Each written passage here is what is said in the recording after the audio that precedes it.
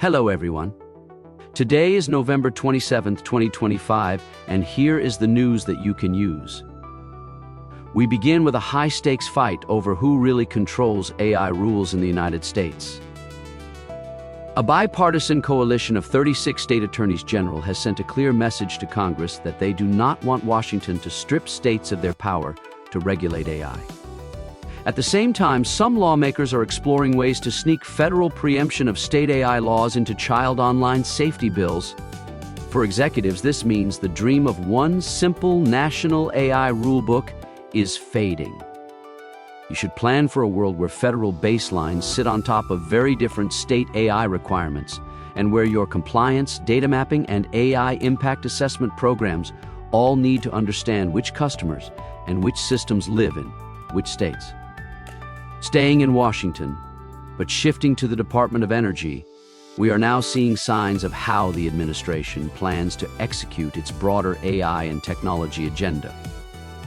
The department has rolled out a major reorganization that creates a dedicated Office of Fusion and a combined Office for Artificial Intelligence and Quantum Technologies.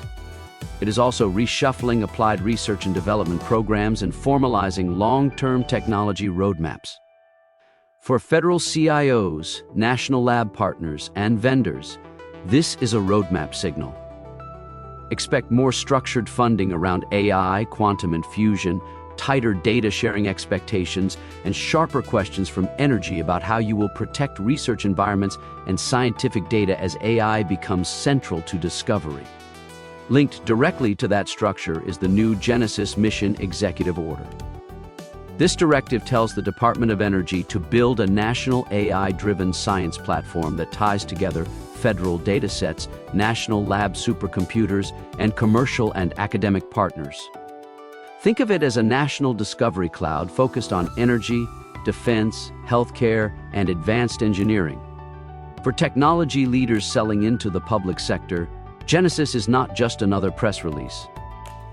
It is a signal that AI-ready data infrastructure, secure high-performance computing, and research cloud services will be procurement priorities. Now is a time to align your product and partnership roadmaps with the capabilities the DOE and its labs will need to make this mission real. From platform-level policy, we move to the sharp edge of AI adoption in enterprises. Agentic AI systems, where software agents act semi-autonomously on behalf of users, are now projected to grow from single-digit billions today to roughly $50 billion in annual value by 2030. At the same time, startup Vigil has raised $17 million to harden these agents and has been named a Gartner Cool vendor for agentic AI trust, risk, and security management. The message is that boards and product teams are racing to deploy AI agents, while attackers and specialist security vendors are racing to control or defend them. As an executive, you should be asking where agents are already acting in your environment, what they are allowed to touch, and what guardrails exist to keep them from moving money, changing configurations, or handling sensitive data without human oversight. Turning to frontline cyber operations, the Akira ransomware group is exploiting Sonic Wall secure remote access devices in a way that goes straight at the heart of corporate strategy. ReliaQuest research shows Akira using Sonic Wall SSL VPN vulnerabilities to compromise smaller acquired companies, then pivoting from those environments into the larger parent organization during mergers and acquisitions. In some cases, they move from initial access to full-scale ransomware deployment in just a few hours. If you lead technology or security in a company that buys or sells businesses, you should treat every acquisition as a high-risk network attachment. That means pre-close security due diligence for VPNs and remote access, strict segmentation for acquired environments, and mandatory compromise assessments before those networks are connected to your core systems. In another campaign targeting critical business systems, the CL0P group is abusing a zero-day vulnerability in Oracle E-Business Suite, a platform that often runs finance, supply chain, and human resources for large organizations. Reports suggest multiple high-profile victims, including major media and technology firms.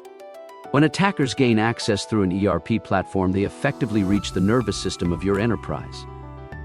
That is why executives should be demanding a very direct briefing on the Oracle patch status, where e-business suite is hosted, and what backup and continuity plans exist if the platform must be taken offline. This is also a moment to revisit how you classify and protect your ERP data, because stolen general ledger or HR records can quickly become both a business and regulatory crisis. Shifting to operational technology risk, CISA has released a new bundle of industrial control system advisories that highlight how easily attackers could disrupt physical operations in buildings and plants. The latest advisories cover building automation servers, CCTV systems, pneumatic control gear, and monitoring tools for uninterruptible power supplies. In many organizations, those devices live in a gray zone between facilities teams and IT, which means nobody really owns the patching and segmentation. As a leader, you should push for a single unified plan that treats building systems as part of your cyber-physical risk surface. That includes identifying where these products are deployed, applying vendor mitigations, and ensuring that OT networks are segmented and monitored so an attacker cannot pivot from a vulnerable control panel into production environments.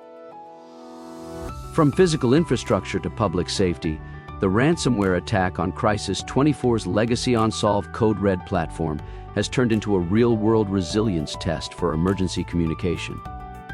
Local governments and agencies across the United States are reporting outages in their emergency alert systems, and new reporting confirms that contact data for enrolled residents, including some credentials, has been stolen and is beginning to surface online. If your organization relies on any third-party mass notification service, whether for emergency alerts or commercial messaging, this is your live fire exercise.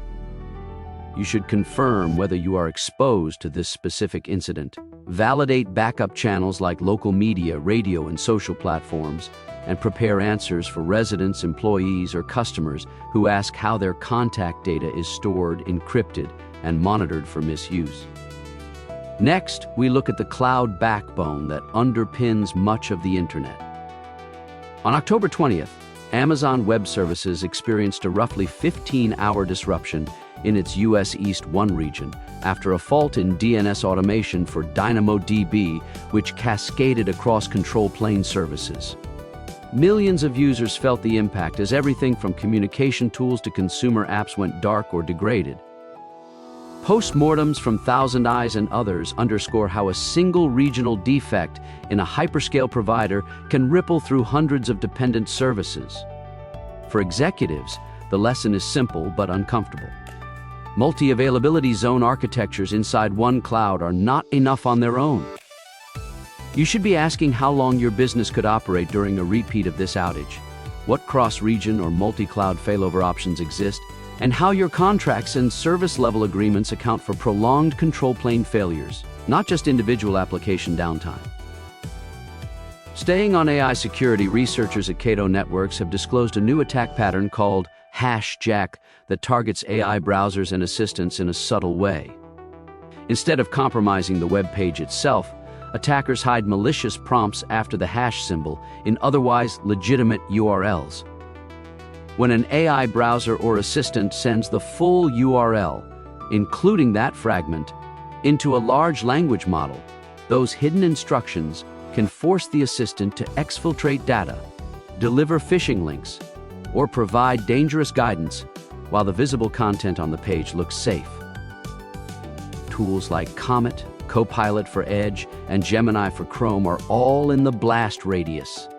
This is a reminder that AI safety is not only about model jailbreaks. It is also about how products handle context and inputs.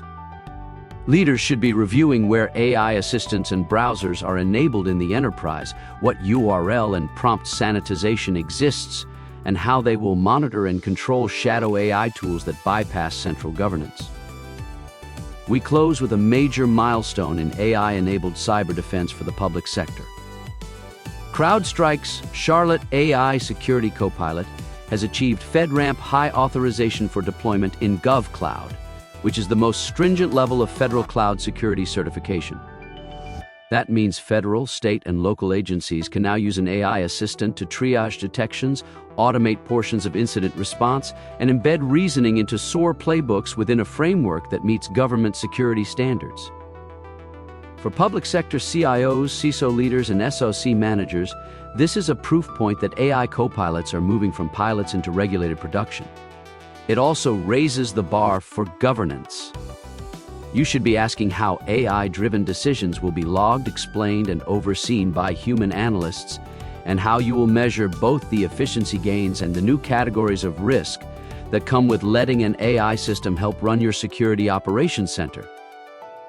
That is the exchange for today. Remember, inspect what you expect. Always be on the lookout for new insights. Understand the impacts of those insights, implement plans and actions to optimize or mitigate them, and inspect the results. Then repeat. If you are interested in how this newscast is created or want more information about how to be a part of it, contact podcasts@matorasolutions.com. That is podcast with an S at matorasolutions.com.